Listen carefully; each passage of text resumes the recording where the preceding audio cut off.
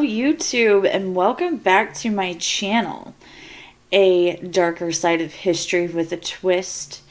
Today is going to be a little different. I've already done my makeup for today because I knew this video was going to be a little shorter than the others and I wouldn't have been able to get makeup done in the short amount of time.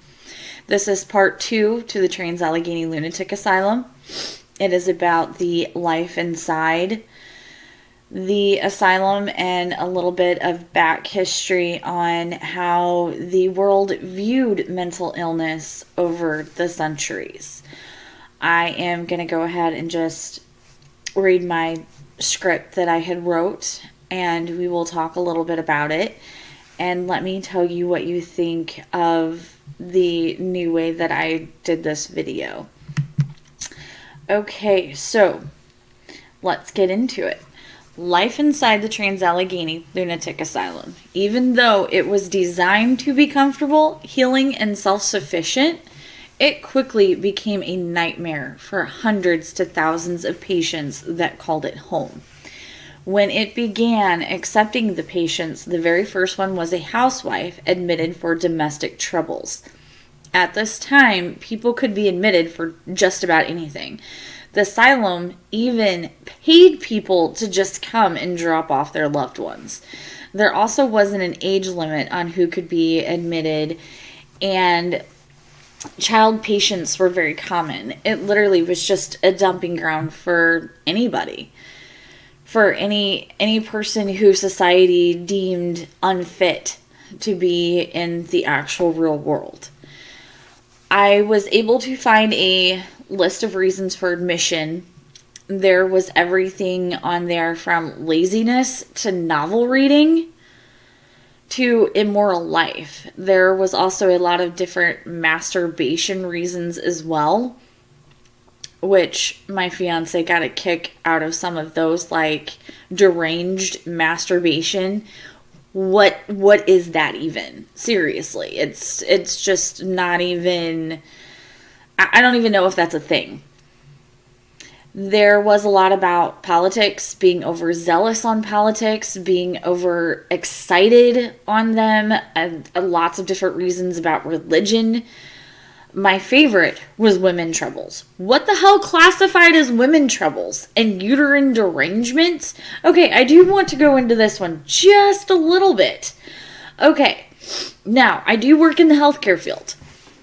So I do know that sometimes when if someone were to get a UTI or urinary tract infection, and if it goes without getting treated, then you can really, that infection can just start rampaging through your body, and it can kind of affect you mentally. That is the only thing I can think of that could go with uterine derangement, because I have seen people who have had an infection and it has caused them to act way beyond normal. We'll just put it that way.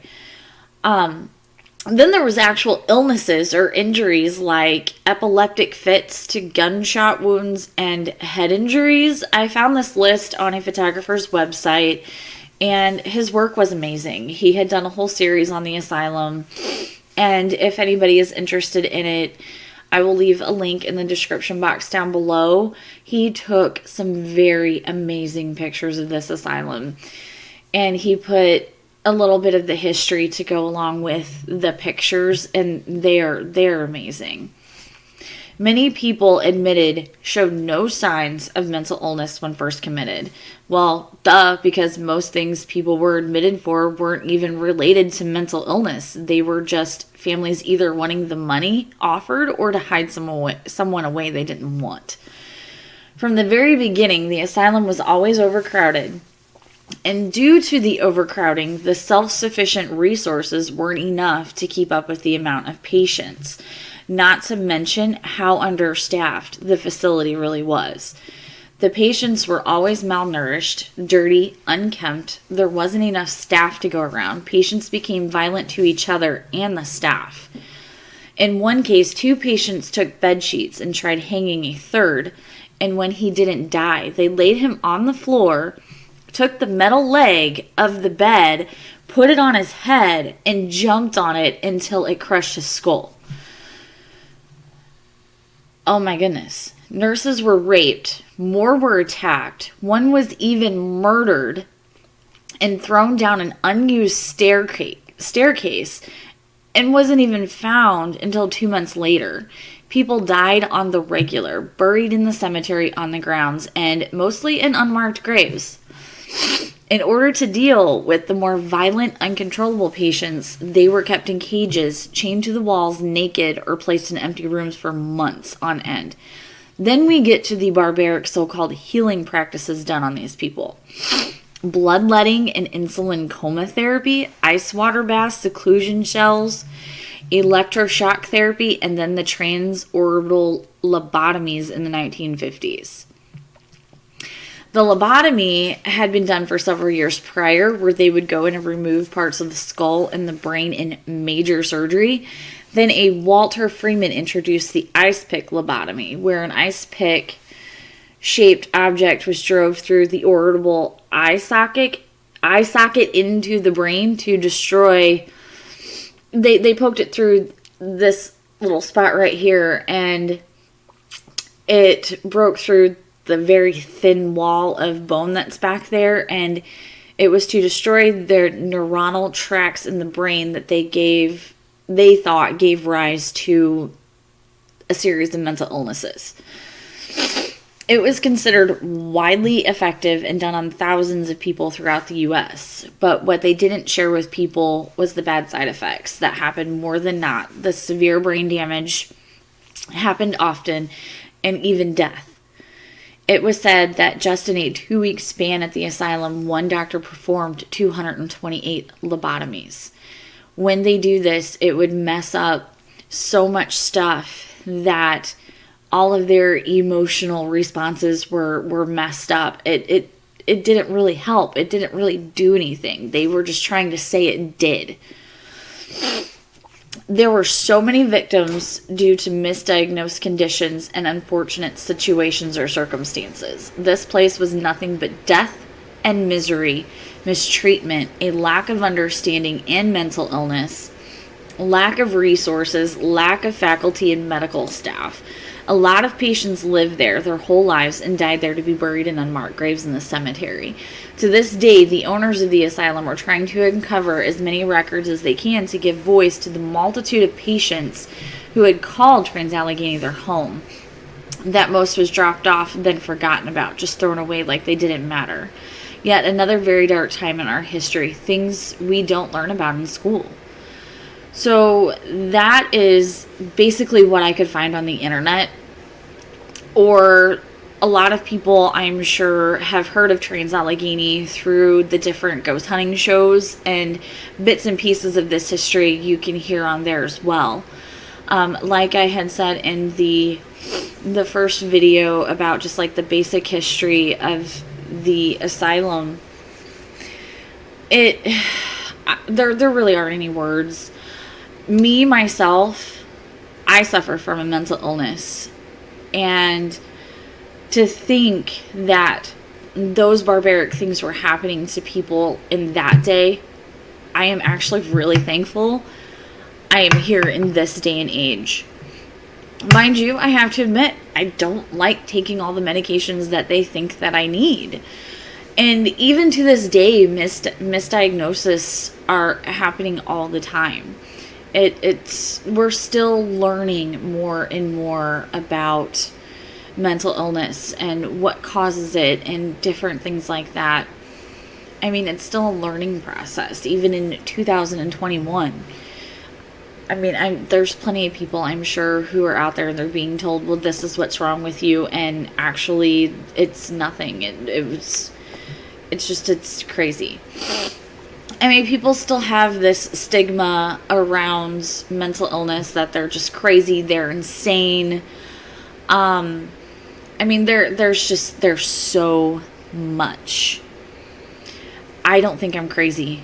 I don't think I'm insane. I think I'm pretty normal, but normal is a relative term, right? What is normal? Define normal. There isn't normal anymore. Everybody is their own unique person. that is just how the world works. That's basically what I have to say on this. I am very passionate about mental illness. I've had a couple stays in a hospital to get help for what I have. And I've done therapy, and a lot of that has helped. But it's one of those, it's another bad part of our history. And I know a lot of people probably have already heard about this hospital and so on and so forth. So I apologize if this really isn't new to you. It's just something that I really wanted to do because I really love looking up historical stuff.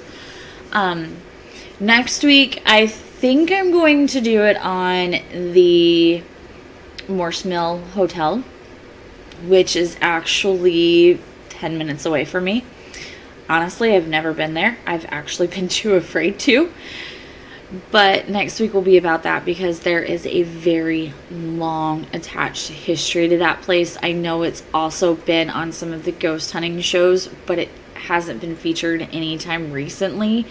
And the owners there are doing a lot of amazing things to that place. And they're allowing tours and such now. So I really want to talk about that because there's a lot of historical figures throughout history who has been to that location. And it's just, there's just so much history there. I'm trying to delve even deeper into locations that are historic, that have a darker past to them that's not so known. But a lot of places that are considered darker or most haunted have already been featured on a TV show or have already been talked about somewhere. I mean, there's just, I'm really trying to dig deep and find some of these places that nobody has actually really heard of or that are just local to them.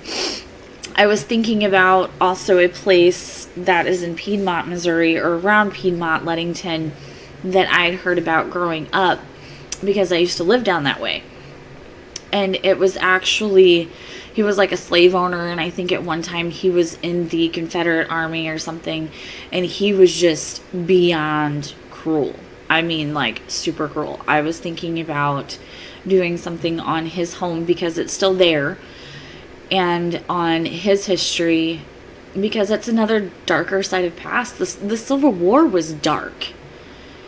There's just so many different things that I can sit here and talk about that you don't hear about in school. I mean, who's going to teach children in school, or even teenagers, how mental illness was really viewed back in the day? That we were shunned, we were locked away in jails or in these asylums and then treated like dirt just because people thought we were different. Well, guess what? Everybody's different. That's just who we are. We're unique. That's how we're made. Anyway, that's how I feel on mental illness. And yes, the Allegheny Lunatic Asylum is a huge part of our history because there's more than just that one. There's asylums all across the United States that they opened that's similar to this and built in a similar fashion. There's not a lot of buildings left because a lot of them had been torn down due to how old they were and such. But I don't want to sit here and do a whole series on mental hospitals either. But I mean, that's basically all I have. It's pretty short, not very sweet. I mean, these guys were, it just, this is my reaction. It's sad. It's sad that some of the things these people went through. When I was doing the research on this, I kept thinking about the American Horror Story Asylum series that they had, or episodes. And I'm like, yeah, they kind of got that right, because eventually it went from the lobotomies and all the horrific experiments on how can we fix this and how can we fix that to let's drug them up, when medication started becoming available. Well, let's just thank God now that this is where we're at in 2021, where we don't have to deal with any of that. Now, I will say, in some instances, they still do use electroshock therapy, but it is a lot different now than what it was then. Okay, anyway, I hope you all like this video. Thank you for joining me today. I kind of ranted a little bit. I'm sorry. But let me know if you like this, and please subscribe to my channel and hit the like button. If you have any suggestions of places that aren't well known to people, please let me know. I am dying to find these places and do research on them, even if it's just me sitting here telling you about it, so that way you can actually get my full reaction and not just listening to a recording. So just let me know, okay? Anyway, I hope y'all liked it. Have a good, wonderful rest of your day, afternoon, evening, whatever time it is you're seeing this. Right now for me it's 12:30 and I'm kind of hungry. So my ranting probably has to do with being a little hangry. Anyway, I hope y'all enjoyed. Thank you for watching, and I will see you in the next one. Bye, y'all.